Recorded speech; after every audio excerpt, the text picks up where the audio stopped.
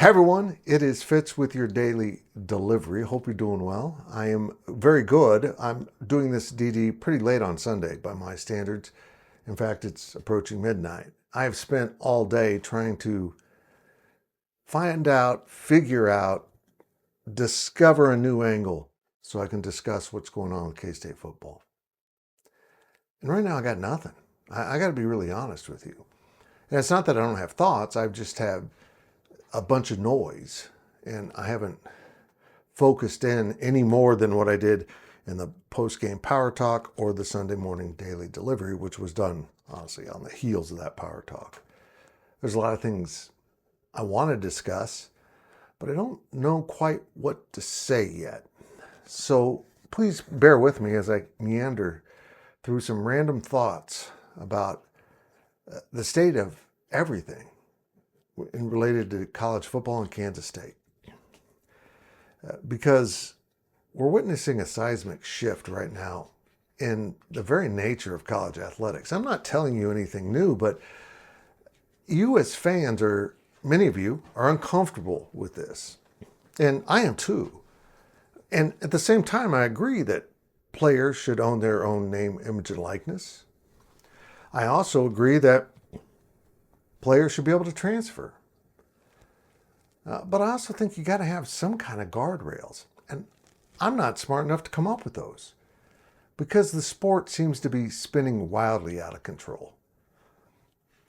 And we're on the outside. I know I'm closer than the fans, and you rely on me to be the conduit from which athletic department stuff, whether it's games or information, travels through to filter it out a little bit. But I think of the people that are on that other end. You as fans are a little confused by it. I'm confused by it. But we've just seen this seismic shift in college athletics right underneath the feet of coaches who never expected it. And it happened quickly. It's like all of a sudden the sun turned blue and we're supposed to just adapt to it. It's very foreign. And also the same is true with athletic directors. I think the former model of ADs is dead. In some ways, the former model of head football coaches is dead. We've seen great coaches like Mike Gundy and Dabo Swinney, and even Nick Saban struggle with this new reality. Saban got the hell out. I truly believe if none of this had happened, and he's not opposed to it, he just doesn't want to deal with it. If none of this happened, he'd still be coaching. And I think either Dabo and Mike Gundy figure out how to deal with it, or this game's going to pass them by forever. It is a strange land in which they now live. And even the student athletes are different. They've been raised differently. And I feel like this change has been more devastating to building athletic teams the old way. You can't yell as much. You can't discipline as much. But you can't be permissive either. Parenting, which is basically what coaching is, has gotten very complex. I don't have kids, and I can see that. But ADs even, they got in it to run athletic departments. But now they're huge businesses. They're corporations, basically, and they might be listed as a nonprofit, but there's more to this than fundraising. Now you've got to develop business. You've got to run this thing like a corporation. And oh yeah, you might want to have really good negotiating skills or someone on your team that is very skilled at it, because you're getting taken to the cleaners by agents. These buyouts rewarding failure are asinine. How about you front load incentives that also, with things being met, win totals, conference championship, playoff berths, anything else that's a proper measurement of where your program is and where you want it to go. What are the steps of that journey? If you hit those, yeah, you get paid more. But also, you get paid more at the end if the contract is broken. We're not going to give you $30 million for sucking. We'll give you whatever you've proven to be worth if you fall off in success and it's time to move on. The whole world of college athletics is upside down, and I feel like the athletes and the agents are the ones who have adjusted and adapted because it's in their favor. And if you don't adapt on the other side, how you coach, how you build a team, how you collect your talent, how you spend your money, and how, as an athletic department, do you raise that money? It's weird. And I watch good men struggle with this.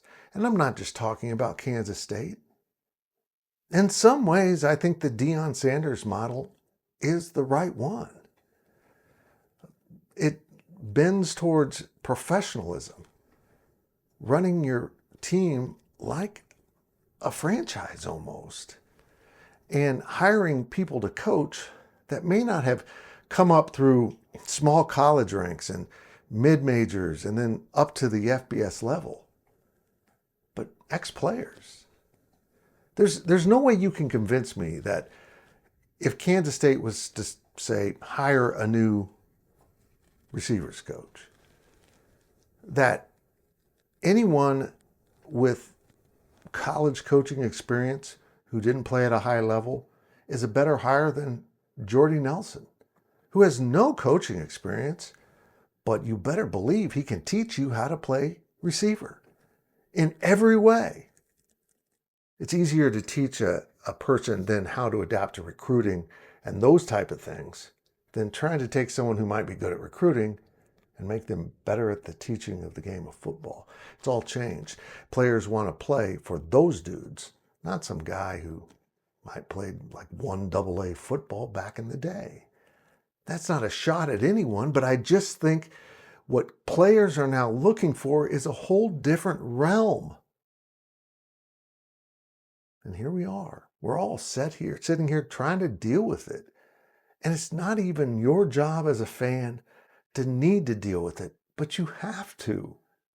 It's my job to figure it out, to try to go through this maze of changes.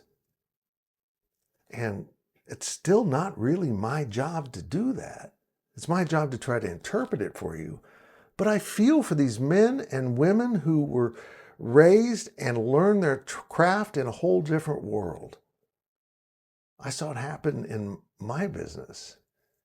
I saw great aging journalists who did their work on typewriters pass through the time as the covered wagon of the journalism day. I hit it right at the right time. I got to use word processors at first, but not a typewriter, which is unbelievable to me, and move into what we call pagination, which is using a computer to design things, which is so commonplace now. But what's next in my field? Well, I've moved along with it, but it's eventually going to get to the point when I just can't do it. And we're seeing that all those years of changes that I went through in my profession happen within a 5-year period in their profession. Boy, this went a lot longer than I thought it would. Got a lot deeper. And I want to emphasize, this is about no one in particular. I'm not talking about Chris Kleiman or Gene Taylor or any of the men and women who coach and I cover. It's just about the whole state of everything. And I think we can agree the world is insane right now, and we're all having issues dealing with it. And I think it comes out, the frustration of all the noise of our society, the overwhelming information input and opinion input we all get now from social media. We have access to so much information that it clouds us.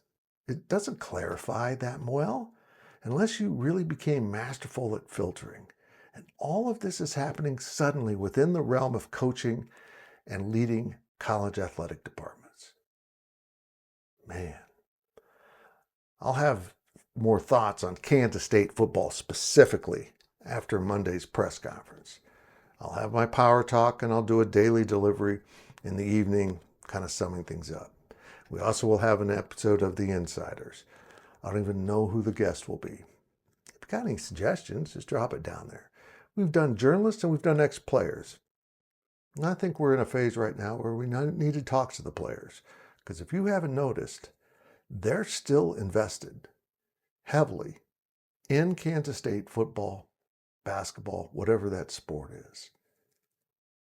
And I'm happy that we now give them that voice. Because I am like that guy who never played the game. And I understand it, but I never did it. Not at any level of credibility. So we're going to add those guys in. Got suggestions? Drop them. I got to find them. Got to make sure they're free.